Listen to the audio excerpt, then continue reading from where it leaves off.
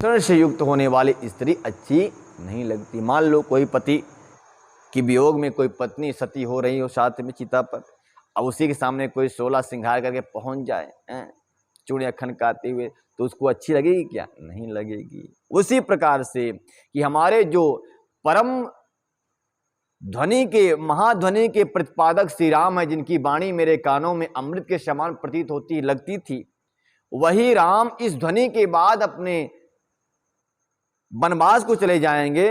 ये बात को सोच करके वो प्रिय ध्वनि भी इनके कानों को अच्छी नहीं लगती। लगता है इनके कानों में मानो कोई बाण चुभा रहा हो, तीर मार रहा हो।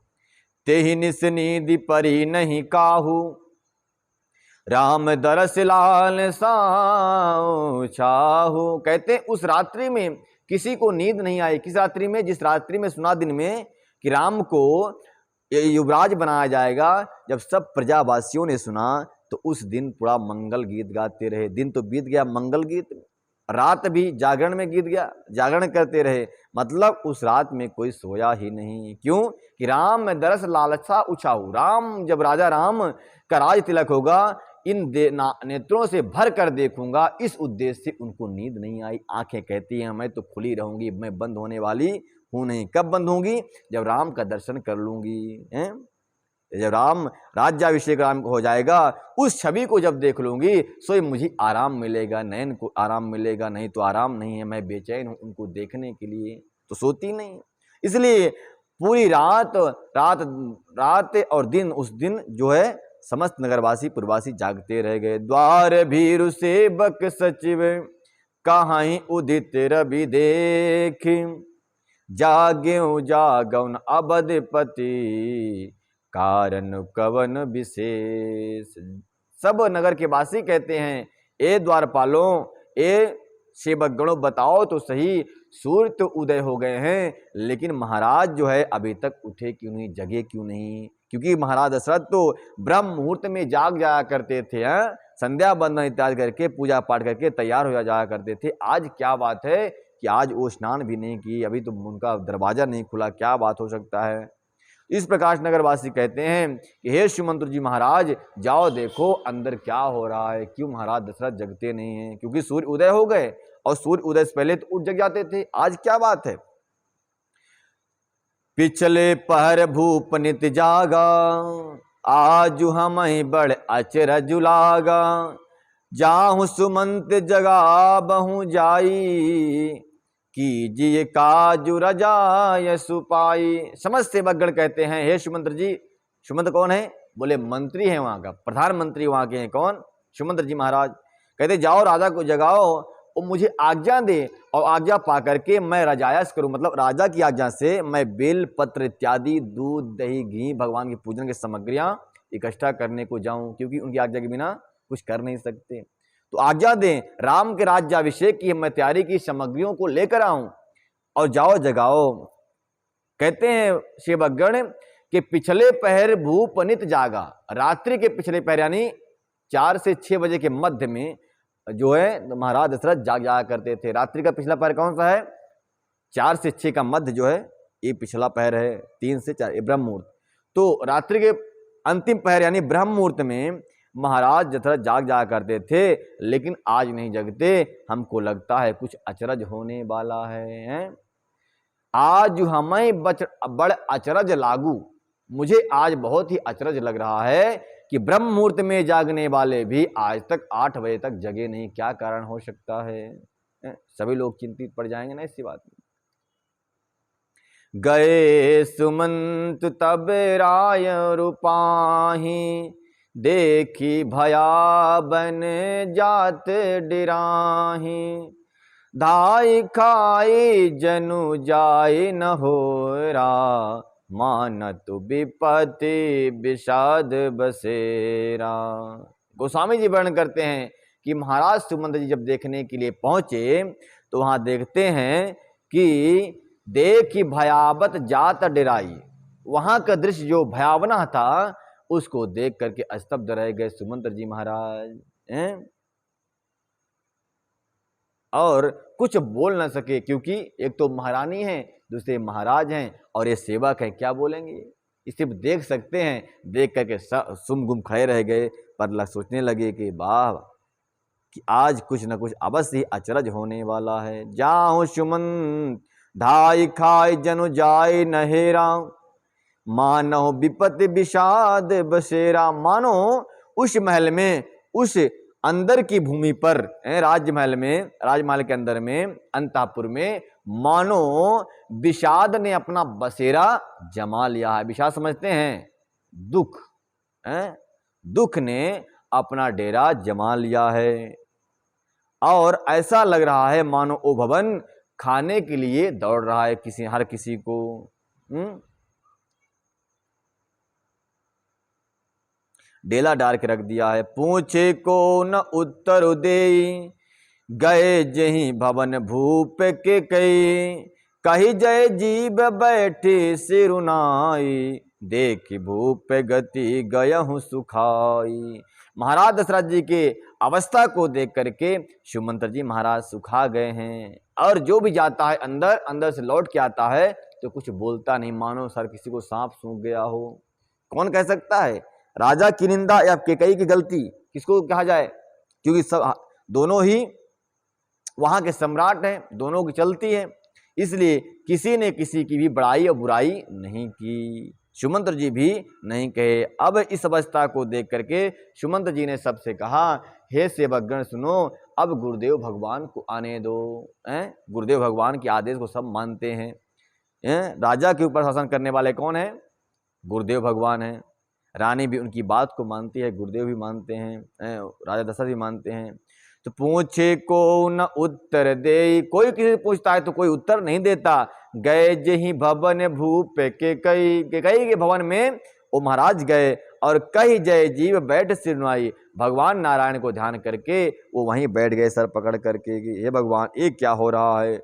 देखी भूप गति भयहु सुखाई, भूप राजा की गति को देख करके जो भी देखता है, सुमंत्र जी महाराज ने देखा तो मानो जैसे कोई कमल पुष्प सूर्य के प्रकाश से सूख जाता है, उसी प्रकार से इनका मुख कमल सूख गया है। सोच बिकल बिबरन मही परेऊ, सोच बिकल बिबरन मही परेऊ, मानहु कमल मूल पर रहेऊ, सचिव सभीत स कहीं नहीं पूछी, बोली अशुभ भरी शुभ सूची। देखा कि राजा ने सोच के मारे व्याकुल हो रहे हैं, चेहरे का रंग उड़ गया है, जमीन पर सोए पड़े हैं, मानो कमल जड़ उखड़ करके स्वयं मुरझा गया हो, और मंत्री मारे डर से कुछ पूछ नहीं सकते। तब अशुभ से भरी हुई और शुभ से विहीन कैकेयी बोल उठी। अशुभ से विहीन, शुभ से विहीन अशुभ रूप कैकेयी बोल उठी। क्या बोलती है रानी कैकेयी? परीन राज ही नींद निसी, हेतु जान जगदीशु, राम राम रटि भोर किए, कहे न मरमु महीश। दिव्य सुंदर वाक्य कहा, अपने समय सुंदर कहा, लेकिन है तो बड़ी कपट भरी। कह रही हैं, जब सुमंत्र जी पहुंचे, देखते हैं महाराज जी अपने धरती पर पड़े हुए हैं, उनका दुपट्टा, उनका राज मुकुट और उनका राजसी पोशाक जो यहाँ तहाँ बिखरा पड़ा हुआ है। ऐसी अवस्था को देखकर मानो ये स्तब्ध रह गए, डर गए, क्या हो गया ये महाराज? ऐसी अवस्था में बड़े बड़े वीरों को धरती पर सुलाने वाले अपने बाणों के द्वारा आज स्वयं भी धरती पर लेटे हुए, क्या बात हो सकती है? ऐसी अवस्था को देखकर सुमंत्र जी महाराज जो है डर गए, कुछ बोल नहीं सकते, न रानी से पूछते ना महाराज से पूछते हैं, क्योंकि हिम्मत नहीं पूछने की, डर रहे हैं दोनों को। तो बड़े साहस करके पूछा कि महाराज को क्या हो गया? तब कैकेयी ने उत्तर दिया, परीन राज ही नींद निसी, हेतु जान जगदीशु, राम राम रटि भोर किए, कहीं न मरमु महेश। कहते हैं कि हे सुमंत्र जी, इनको रात भर नींद नहीं आई है, पता नहीं क्या हो गया इनको, चिंता होगी क्या शायद, भगवान जाने हैं।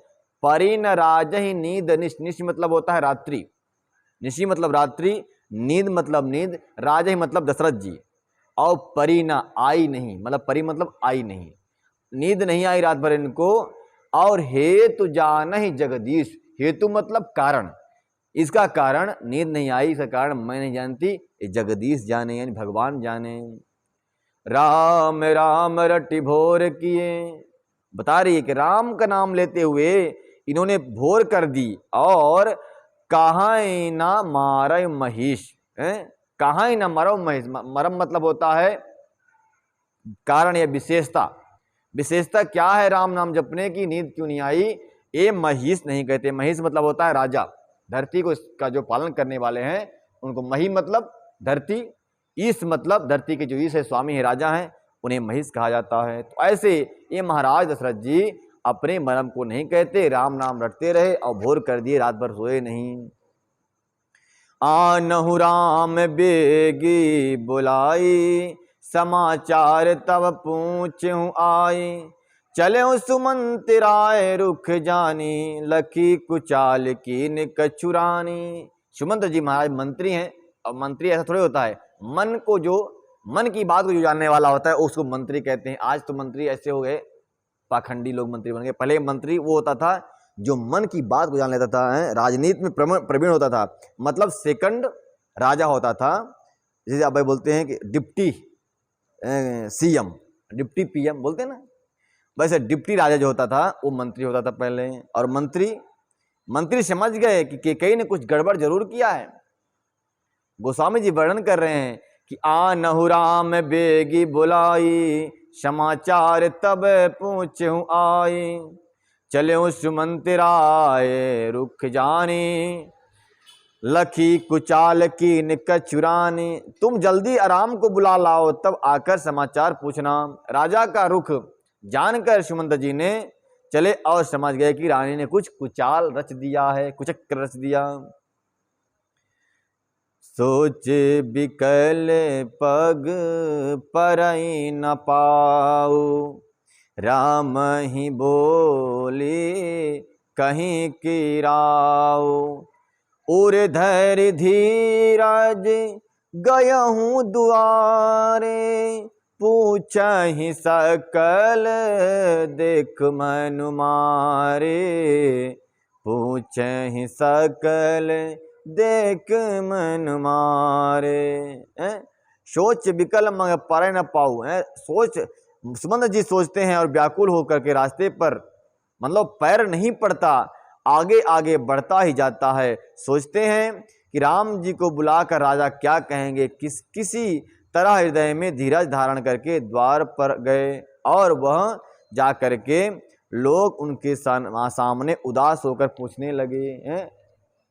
सुमंत जा रहे थे, द्वार पे नगर वासियों ने रोक लिया, महाराज क्या हुआ, कहाँ जा रहे हो, बताओ तो मुझे, कुछ बता दो मुझे, अंदर क्या चल रहा है, क्यों महाराज दशरथ उठे नहीं अभी तक, मुझे बताओ।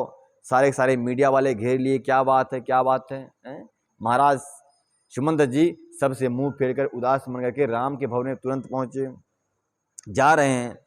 मतलब ऐसा लगता है, गोस्वामी जी कहते हैं कि सुमंत जी इतना चिंता से आधीर हो गए कि उनका धरती में पांव पड़ रहा कि आसमान में उनको कुछ पता ही नहीं, कब महल से निकले, कब राम के भवन में पहुंचे, उनको कुछ भी नहीं मालूम पड़ा। निरखी बदन कही भूप रजाई, रघुकुल दीप चल्यूं लेवाई, राम कुभाति सचिव संग जाही, देख लोग जहां तहां बिल खाही। ऐसे राम को, राम जी का ऐसा स्वरूप को देख करके, अब राम जी श्रृंगार नहीं किए, कुछ भी नहीं किए। पहले जब भवन से बाहर निकलते थे राम जी तो सुंदर श्रृंगार करके निकलते थे, मुकुट पहनकर, चंदन लगाकर, पूजा बंदन करके। अभी तो ब्रह्म मुहूर्त ही हुआ है, शायद राम जी अपने बेड में पड़े रहे होंगे, तभी सुमंत जी पहुंच गए और बोले राम चलो, तुम्हारे पिताजी तुम्हें बता रहे हैं, बुला रहे हैं। तो निरखी बदन कही भूप रजाई, राम जी के तन को देखा और राम जी को राजा की इच्छा बताई, रजाई मतलब राजा की इच्छा को बताई, और रघुकुल दीप चल्यों लेवाई, रघुकुल के दीप श्री राम जी जो हैं उनको लेकर के चल पड़े। राम जी के बाल बिखरे हुए इधर उधर जहाँ तहाँ, सब लोगों ने देखा ये क्या हो रहा है आज, जिन राम को हम श्रृंगार से युक्त देखा करते थे, आज तो इनको ऐसे कैसे देखने की इस भाग्य मिला, अदुर्भाग्य मिला। राम कुभांति सचिव संग जाहि, कुभांति सुभांति नहीं, अच्छी भांति से राम जी उनके साथ नहीं जा रहे हैं, कुभांति से जा रहे हैं, यानी कि उनका जो बुलाने का समय है, राम जी का आने जाने का समय है, इस समय उत्तम नहीं है। देखी लोग जहां तहां बिल खाही, लोगों ने जब देखा राम को इस अवस्था में, सोई रोने लगे, चिल्लाने लगे, बिल खाने लगे, बिलखने लगे, तड़पने लगे। जाय देख रघुवंश मने नरपति निपट कुसाजू, हम साहमी परहूं लख सिंह सिनी, मानो वृद्ध गजराजू। मानो दशरथ जी, गोस्वामी जी कहते हैं कि रघुवंश में श्री रामचंद्र जी जाकर देखा कि राजा अत्यंत ही बुरी हालत में धरती पर पड़े हुए हैं। ऐसी अवस्था को देखकर उन्होंने सोचा, मानो जैसे कोई वृद्ध सिंह को कोई गजगामिनी यानी कोई हाथनी उठा के पटक दिया हो, उसी प्रकार से कैकेयी ने महाराज दशरथ को उठाकर पटक दिया है। उसी कुचक्करों से महाराज दशरथ जो घायल सिंह की तरह, बूढ़े सिंह की तरह धरती पर लेटे हुए हैं। ऐसा दृश्य जब राम ने देखा तो उनके पैरों तले से जमीन खिसक गई। बोले ये क्या हो गया।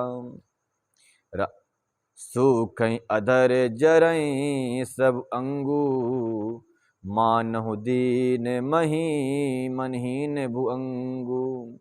राम जी के ने जब देखा ये दृश्य तो राम जी के कोमल कोमल गुलाब की तरह दृष्टिगोचर होने वाले लाल लाल अधर ओंठ उनके सूख गए तुरंत, और मुख कमल मुरझा गया। मानो दीन मनहीन भुआंगू, राम जी मानो ऐसे हैं मणि के समान हैं। राम अपने पिता को देखकर उनका शरीर का तेज इस प्रकार से फीका पड़ गया, मानो कोई अचानक ही किसी मणि पर, नीली मणि पर कई कुंटल ला करके धूल डाल दिया हो। ऐसा उनका चमकता हुआ चेहरा फीका पड़ गया। सरु से समीप देख के कई, मानहुमी चुघरी गनिले।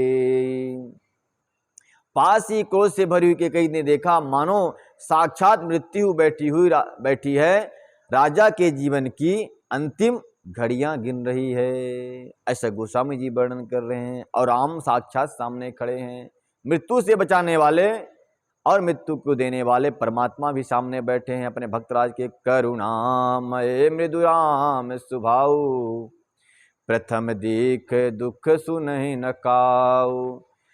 तदपि धीर धरे समो विचारी, पूछी मधुर बचन महतारी, पूछी मधुर बचन महतारी, पूछी मधुर बचन महतारी। करुणामय मृदुराम स्वभाव, राम का स्वभाव कैसा है? करुणा स्वरूप है, दया निधान है, कृपा निधान है, करुणामय मृदुराम स्वभाव। और इनकी वाणी कैसी है? बोले कोमल है। प्रथम दीख दुख सुना न काऊ, जो है भगवान राम जो हैं पहली बार यह दुख देखा है, इससे पहले कभी उन्होंने दुख सुना भी नहीं था। कोमल दूध के फेन के समान कोमल सैया पर शयन करने वाले राम जब पिता को देश अवस्था में देखा तो मानो लगा किसी ने उनको बाणों की सैया पे सुला दिया हो, इतना दुख को प्राप्त किए। पहली बार उन्होंने दुख देखा और दुख सुना भी। अभी तक उन्होंने विवाह हो गया, दुख का नाम भी नहीं सुना था, ना दुख देखा था कभी। सुनहु राम सब कारण एहू, राजहि तुम पर बहुत स्नेहु। माता से पूछा, मैया बताइए क्या हुआ मेरे पिता को? क्या हुआ? तदपि धीर धरि गयहूं विचारी, पूछी मधुर बचन महतारी। राजा राम ने जब राजा को देखा, ने पिता को देखा दुख में, तो अपने मैया से पूछा, मैया बताओ तो सही ये क्या हुआ? मेरे पिताजी ये मूर्छित क्यों हैं? ये घायल अवस्था में क्यों हैं? ऐसे कोमल वाणी से अपने महतारी से राम ने पूछा। तदपि धीर धरि समय विचारी, बड़े धीर धारण करके ऐसा राम ने पूछा। मोहि कछु मातु तात दुख कारण, करिहूं जतन जहि हो ही निरावन। राम जी कहते हैं मैया पिताजी को दुख किस उद्देश्य से हुआ है, किस कारण से हुआ है, मुझसे बताओ। मैं इस दुख को भगाने का जो है तो इसके निवारण के लिए कुछ काम करूंगा, भगाने के लिए कुछ उपाय करूंगा, जिससे हमारे पिताजी स्वस्थ हो जाएं, ऐसा काम करूंगा। क्या वैद्य को बुला के लाऊं, डॉक्टर के बुला के लाऊं, क्या लाऊं, क्या करूं माता बताइए आप। सुनहु राम सब कर कारण एहू, राजहि तुम पर बहुत स्नेहु। माता ने कहा कि कहीं ने कहा हे राम सुन लो, सच्ची वचन कहती हूं, आपके पिता का आप पर बड़ा ही स्नेह है, बड़ा ही प्रेम है। हे राम सुनो, सारा कारण ये है कि राजा का तुम पर बहुत स्नेह है, इसलिए घायल अवस्था को प्राप्त हुए हैं। राम ने कहा तुम उसमें स्नेह है तो घायल होने की आवश्यकता क्या है, घायल तो नहीं होना चाहिए। देन कहो मोहि दुई बरदाना, मांग्यो सो कछु मोहि सुहाना। सो सुनि भयो भूप उर सोचू, छाड़ न सकहीं तुम्हार संकोचू। कहते हैं कि कई जी कि राम मैंने इनसे 2 वरदान मांगे थे अतीत में, यानी बीते हुए समय में, सो मैंने आज मांग लिया वही वरदान, और देने का इन्होंने वचन कर दे दिया। अब उसी वरदान को देने में ये जो सब चाह रहे हैं और इस अवस्था को प्राप्त हो गए हैं। तो बोले कौन से वरदान है माता बता दो मुझे। सुत स्नेह इत बचन उत, संकट पर्यु नरेशु। सब सकहु न आयतु धरहु सिर, मेटहु कठिन कलेसु। कि कई कहती हैं कि इधर तो पुत्र का स्नेह और उधर वचन की प्रतिज्ञा, राजा उसी धर्म संकट में पड़े हुए हैं। यदि तुम कर सकते हो तो राजा की आज्ञा से उद्धार करो और उनकी कठिन क्लेश को मिटा दो हे राम। तो निर्धक बैठे कहाँ कटुबानी, सुनत कठिनता अति अकुलानी। जी भी कमान बचन शरनाना, मानहु महीप मृदु लक्ष्य समाना। केकई ने बेधड़क बैठी ऐसी कड़वी वाणी कह रही है, जिससे सुनकर के स्वयं कठोरता भी अत्यंत व्याकुल हो उठी। और जीव धनुष और बचन बहुत से तीर हैं, मानो राजा ही कोमल निशाने के समान हैं। यानी कि मानो के कई अपने जीवा से ही तीर चला रही है। और उसका जो लक्ष्य क्या है, बोले दशरथ जी का हृदय है। उसको हृदय को क्रॉस करने के लिए, चीरने के लिए वैसे वचन बोल रही है। जनु कठोर पनु धर्यु शरीरु, सिकहीं धनुष विद्या बर भीरु। शव प्रसंग रघुपति सुनाई, बैठे मानहु तनुधर निठुराई। गोस्वामी जी वर्णन करते हैं, मानो कोई अभ्यास करने वाला, धनुष का अभ्यास करने वाला कोई विद्यार्थी हो और वह धनुष चलाने का अभ्यास कर रहा हो, तीर चलाने का अभ्यास कर रहा हो, और लक्ष्य किसको बना रहा हो, दशरथ जी के हृदय को बना रहा हो। सोई उसी प्रकार से वह केकई अभी धनुष बाण चलाना सीख रही है और लक्ष्य बाणों पर बाण यानी शब्दों पर शब्द उन्हीं के हृदय में मार रही है, जिससे उनका हृदय और घायल होता जाए। शब प्रसंग रघुपति सुनाई, बैठे मानहु तनु धरन ठुराई। ऐसे गोस्वामी जी कहते हैं समस्त जो प्रसंग था वरदान मांगने का और उनकी मूर्छित होने का, सारा का सारा प्रसंग उसने राम को सुना दी। और स्पष्ट रूप से कठोर बातें कहती है, मानो ऐसा लगता है कोई कठोरता ही तन को धारण करके ही विराजमान है, बैठा हुआ है। मन मुस्काही भान कुल भानु, राम सहज आनंद निधानु। बोले बचन विगत सब भूषण, मृत्यु मंजुल जनु बाग विभूषण। सूर्य कुल के सूर्य स्वभाव से ही आनंद निधान है श्री रामचंद्र जी महाराज, और माता की वाणी को सुनकर के वो मुस्कुराने लगे और ऐसा मुस्कुराने लगे और सब भूषणों से दूसरों से रहित ऐसे कोमल और सुंदर वचन बोले जो मानव वाणी के भूषण ही थे। राम जी क्या कहते हैं, सुनु जननी सोई सुत बड़ भागी, जो पितु मात बचन अनुरागी। तनय मातु पितु तोष निहारा, दुर्लभ जननी सकल संसारा। दुर्लभ जननी सकल संसारा। राम जी कहते हैं माता तुम तो बहुत अच्छी बात कह रही हो, हैं? सुन जननी सोई सुत बड़ भागा। हे माता के कई सुनो, वही पुत्र बड़ा भागी है, यानी भाग्यशाली है, जो पितु वचन अनुरागी, जो माता पिता के वचन को पालन कर लेता है, माता पिता की वाणी को समझ लेता है, मान जाता है, उनकी आज्ञा का पालन करता है, वही पुत्र बड़ा भागी होता है। तनय मातु पितु हो तोष निहारा, दुर्लभ जन सकल संसार। कहते हैं आप जैसे माता और पिता को प्राप्त करके हमारा भाग्य खुल गए। हे मैया, इस संसार में आप जैसे जननी का प्राप्त होना हर किसी के लिए बड़ा ही कठिन होगा, हैं? माता पिता को संतुष्ट रखने वाला पुत्र ही हे जननी सारे संसार में दुर्लभ होते हैं। यानी माता पिता को आज्ञा का पालन करने वाले और माता पिता की को संतुष्ट रखने वाले, उनके स्नेह सेवा करने वाले ऐसे पुत्र संसार में दुर्लभ ही मिलते हैं, हर घर में नहीं मिलते।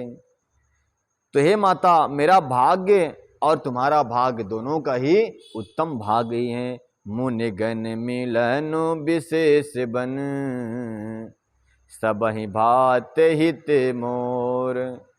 तेहि मह पितु आयसु बहुरी, सम्मत जननी तोरी। हे माता, आपने मेरा कल्याण कर दिया। देखो सही, मैं अगर वन को जाऊंगा, अनेकों संत महात्मा मिलेंगे, उन्हीं से के साथ सत्संग करूंगा। बैठ करके सत्संग से जो जीवन का कल्याण होता है वह घर में बैठे बैठे नहीं है। घर में बैठे रहोगे तो कुछ न कुछ काम पीछे लगा रहेगा।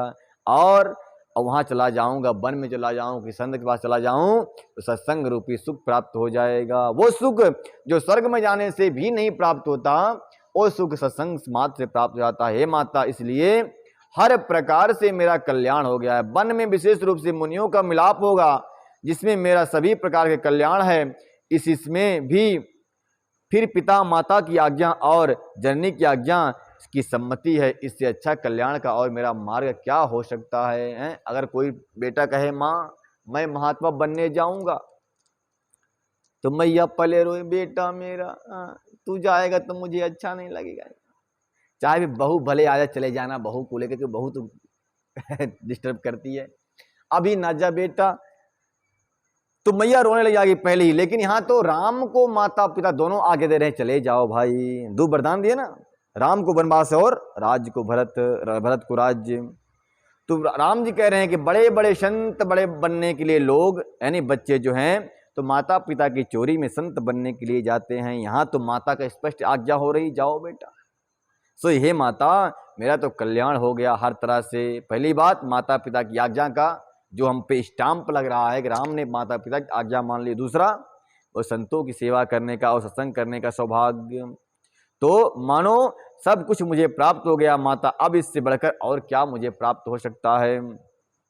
इस प्रकार से भरत जी ने कहा, राम जी ने कहा, और कहा मैया आज तो रात हो गई, आज नहीं जाऊंगा, मैं कल सुबह ही चला जाऊंगा। तब तक के लिए जय जय श्री राधे श्याम। अब कल कहे जाएंगे, अब कल की कथा में आपको बताया जाएगा।